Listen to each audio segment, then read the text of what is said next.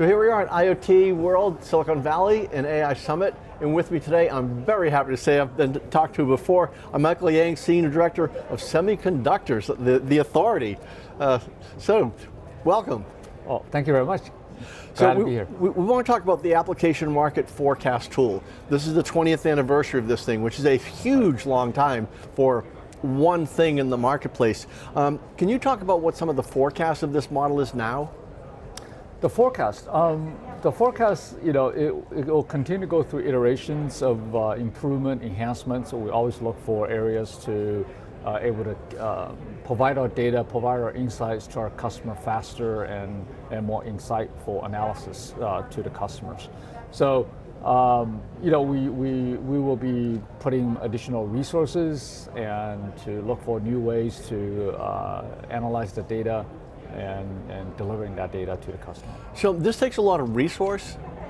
Absolutely. Although we do have one lead analyst as the coordinator manager of the product of the tool itself, there are actually many people support this particular tool. Overall, on a quarterly basis, we have over 50 analysts all involved in the process of generating forecasts and putting all the various different applications into this tool and putting together the aggregation of the forecast for the entire semiconductor view looking forward. So where are we right now in the semiconductor space in terms of the shortage? What does it look like? Where are we going? And the difference by sectors? Yeah, every sector is a little bit different.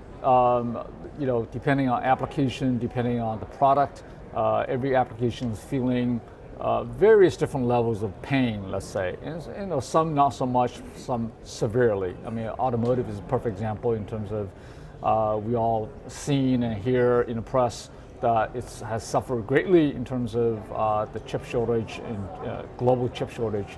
But there are also other applications seeing the pinch as well. So you mentioned automotive. What does the chip shortage do to that marketplace? Well, in general, it's an unfortunate fact that if you're short one component, the entire thing doesn't deliver. The one component, if your device is just a few dollars and one component short, you're not impacting as much. But average car dollar value is over $30,000. You don't, because of a $5, $10 component, you're not shipping a $30,000, $40,000 car. Is that really happening? In general, yeah. I'm using a general big swath in stating that fact, but yeah, it is. There's higher demand than what the auto industry can produce right now, and therefore it is a pain for the auto manufacturers not able to get their hands on sufficient number of semiconductor chips to support their builds. Okay, let's talk about this forecast tool a bit. It's been around for 20 years now, big anniversary. Where does it go from here? We'll continue to look for ways to innovate and to evolve, obviously to enhance the product, right? So the application tool itself is looking at all the various different applications with 5G, with automotive, electric vehicles really ramping up. We're going to look for ways to continue to delineate that and highlight those trends moving forward. So we're going to add more data, more insights to support that and to really provide the illustrations to provide the analysis to the customers. So is this unique, this tool in the marketplace? Relatively so. As I mentioned earlier, it does require the support of many analysts. Many analysts looking at all the different applications, from consumer applications to automotive to infrastructure and so on. So you need to have the clarity, the understanding, the knowledge of all those applications, and to be able to put input into this model and therefore come up with a more accurate look ahead. Not everybody has the resources, the expertise and knowledge and insight that cover all that basis of applications. So we're unique in that fact that we do have the analysts, we do have the component analysts and the application analysts working together to distill into a tool, a singular tool that provides you with that data. So since this tool has been around for 20 years, is there anybody that should use it that's not? I mean, Yeah. by now? Yeah, obviously, yeah. Because it is a comprehensive tool. When you look at some companies, they're singularly focused in a particular segment.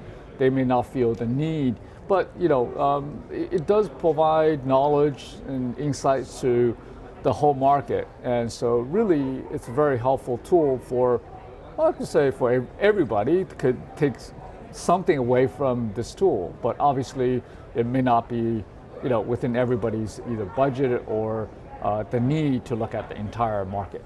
Yeah, I'm just wondering if it's so mature, the market matures, the tools mature, it just kind of goes together. Yeah. I mean, we've been in the marketplace for a long time. Right. We have had and continue to do a host of large companies, mid-sized companies that really use this tool extensively to help them understand the marketplace, right? So, the product is mature, but we'll continue to innovate, and our customer base will continue to grow as we innovate and provide our expert analysis. So people who are using this tool, what kinds of things are they asking you these days?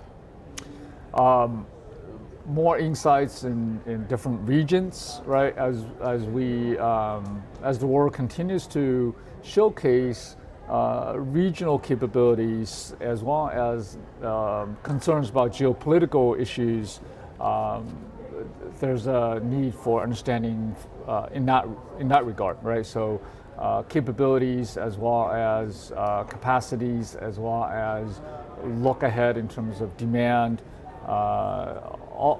Customers want to know more, want to have more clarity, right? Yeah, how we look at the market geographically, regionally, and dissecting into all the different applications. So, one example perfectly is electric vehicles. Electric vehicles adoption rate is different in other regions. You can't just put a blanket over everybody. So a lot of people want to know, how to look at the market in various different regions.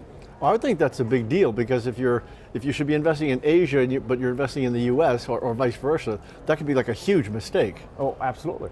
So all these analytics and data does help support strategic decisions of the companies.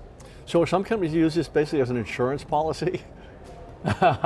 Yes. Validation, right? Not everybody has the ability to look at the market as a whole. Even if they do, they want another, additional source of information to help validate what they think is right or disprove their own assumptions. So when we're sitting here next year, what will we be talking about? Hopefully, we're not going to be talking about the shortage anymore. Hopefully, the shortage will be behind us, and we'll be looking at additional capabilities and capacities in the industry. That's really in the next 12 months, how that's going to be put into place, put into production, and supporting the industry's growth. Well, I look forward to that discussion. Thank you so much. Very welcome. Thank you.